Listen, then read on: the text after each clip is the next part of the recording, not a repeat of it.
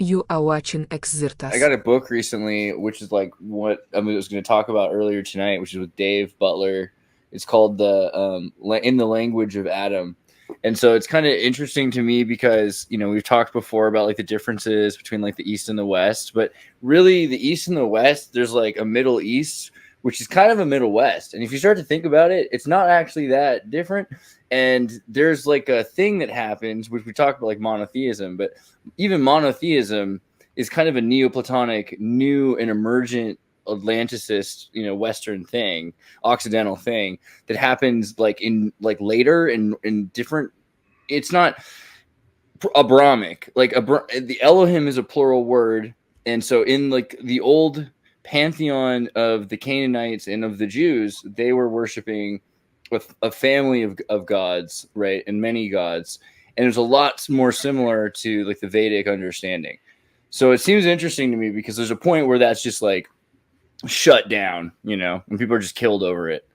But I would like to know more about the middle grounds, like Middle East. I have a friend who's Kurdish. He's helping me. We're like doing rehab work on my house so we can, make it nicer. But he tells me stuff like he's like raised in the mountains in Iran and stuff. And so apparently, like the Ahura Mazda, even the I get most of your viewers might already know this, but even the academics accept that Ahura is another word for Asura, right? And then as you watch more, if you watch more videos on like Zoroastrian esotericism and stuff, you'll see like in the Persian, the devas are like they call them devs. They're like bad spirits. So there's some kind of like football match going on with like red and blue, where like in India you have like the followers of the devas, like nobody there's following asuras, but in Persia you have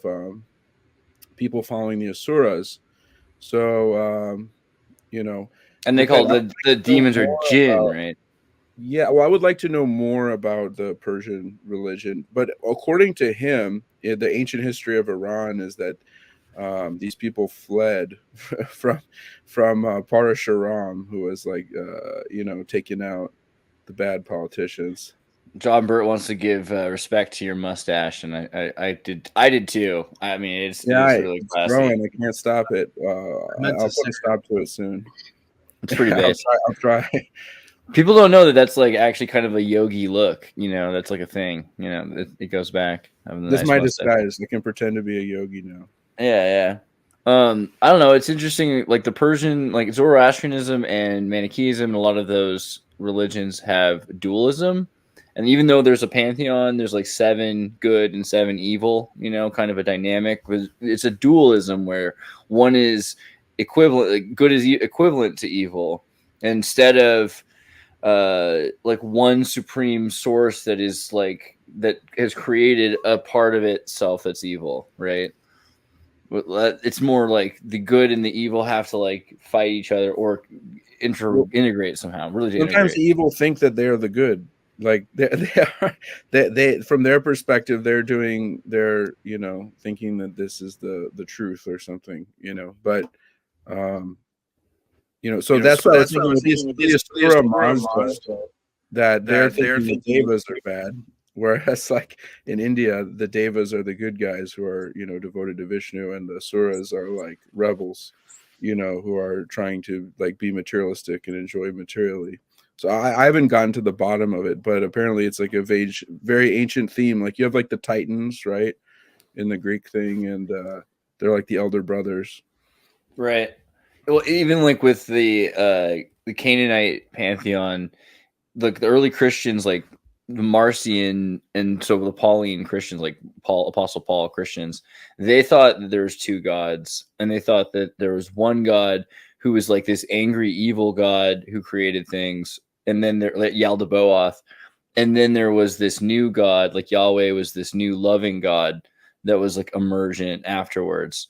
So even the early Christians thought that there was like some kind of a different thing, like out of this kind of chaos, some sort of a loving like consciousness or something like happened, but wasn't like the origin of it. And like that's, I mean, not really what people think of as Christianity today. Well, in the what do you call, what's the word, cosmogony? In the Vedic cosmogony, you have the asuras being born from the backside of Brahma. So they're like, they're like his shadow. And then they try to eat him or have sex with him. So he like abandons that body and like takes a new body. And then there's like, they get divided. There's like the Rakshasas and the Yakshas. And in Sanskrit, it's very funny because Yaksh means to eat and Raksh means to protect or save.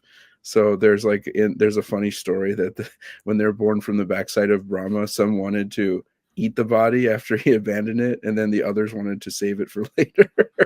So it's like the Aksha is like, let's eat it now. It's like, meat's back on the menu, boys. And then like the Rakshasas are like, no, this is not for eating. And it's just, it was for saving, as you can,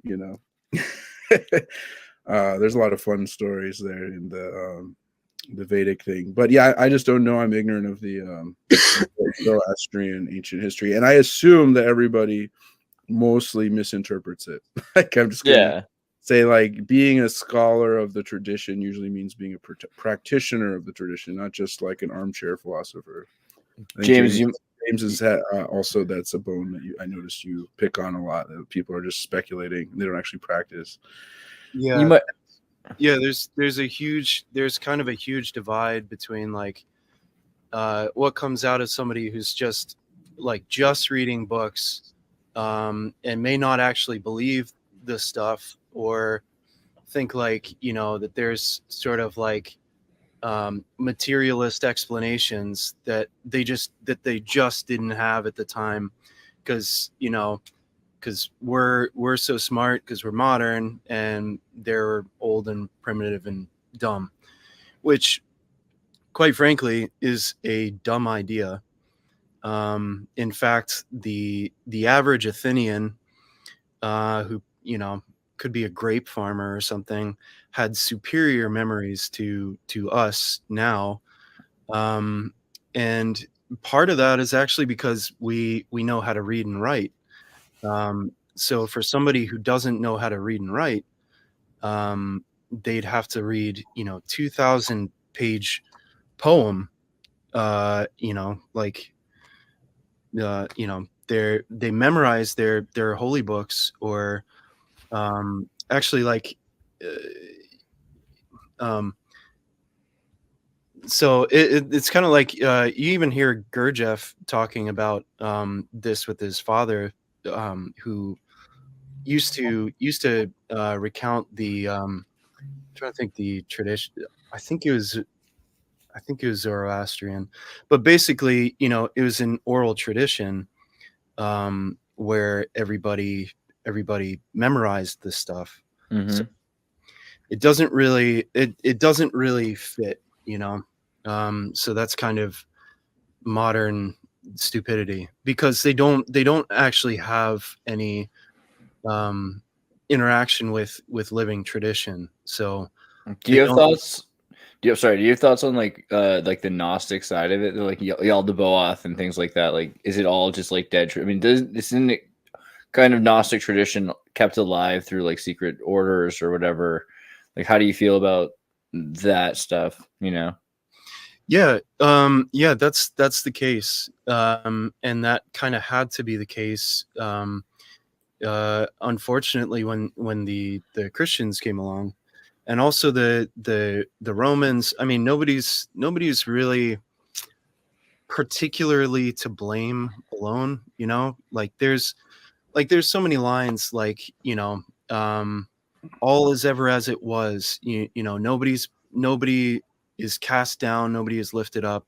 All is ever as it was, which means that the same groups of people that were around back then are here now as well.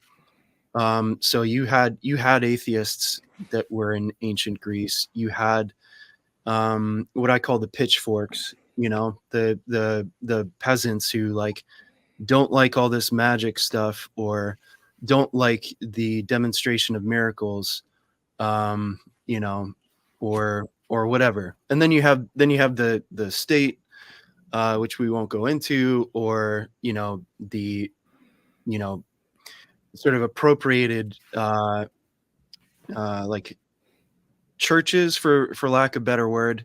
Not that it's all Christian, um, but as far as the Gnostic side, the Gnostic thing, I kind of side with Plotinus um, on that sort of thing.